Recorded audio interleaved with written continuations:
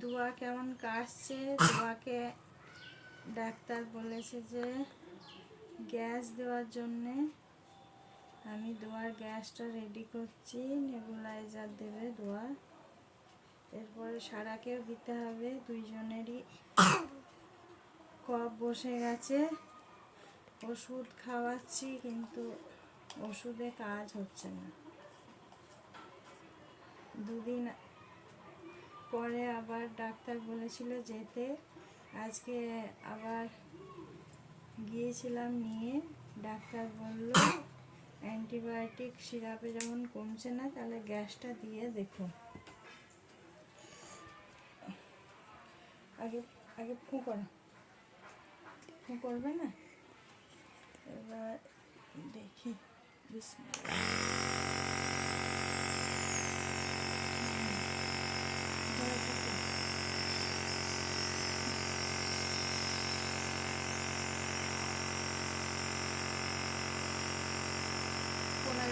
পরে আবার আরেকটা গ্যাস আছে।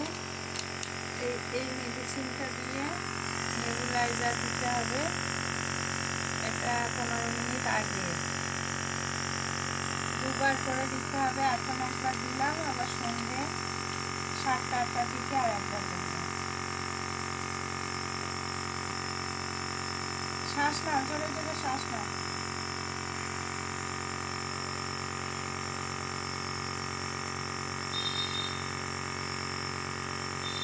ধরো, নিচে নিচে ধরো।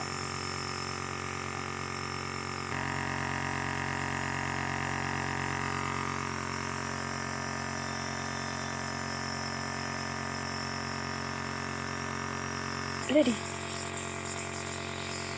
এবার মনে হচ্ছে গ্যাসটা শেষের দিকে, আর হয়তো 2-3 মিনিট হবে।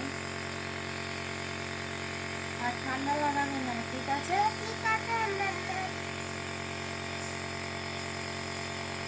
দুয়া ছোট থেকে গ্যাস নিতে নিতে অভ্যস্ত হয়ে গেছে। দুয়া যেহেতু বাইরে ওর কুয়েতে জন্ম, ও তখন থেকে ওকে আমি গ্যাস দিই। একটু ঠান্ডা লেগে গেলেই ওর বুকে কফ জমে যায়।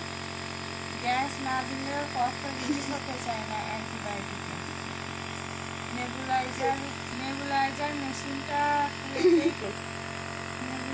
মেশিনটা কুয়েতেই কেনা হয়েছিল। ওর একবার কফ জমে ব্রঙ্কাইটিস হয়ে গিয়েছিল। তখনই ডাক্তার বলেছিল নেবুলাইজার দিতে। হসপিটালে 2-3বার করে নিয়ে যাওয়া সম্ভব হতো না। বাইরে বেরোলে আরও হাওয়া লেগে যেত, এই জন্য মেশিনটা কিনতে বাধ্য হয়েছিলাম। যাই হোক, এখন কাজে লেগে যাচ্ছে ইন্ডিয়াতে। স্টার্ট। এবার সারা একটা রেডি করছি। সারার ওষুধটা, এই ওষুধটা প্রথমে দিতে হবে। তোমারটা হয়ে গেছে, শেষ হয়ে গেছে। আর এবার খুলে দাও।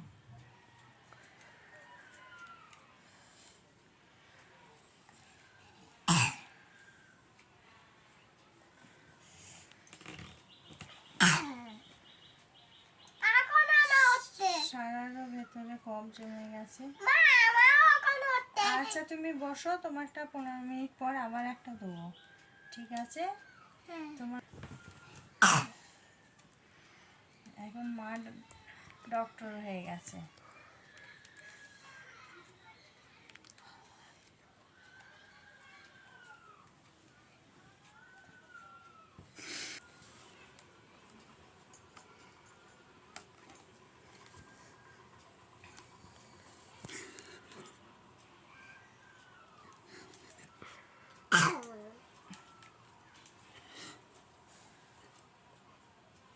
সারা দিকে আয়।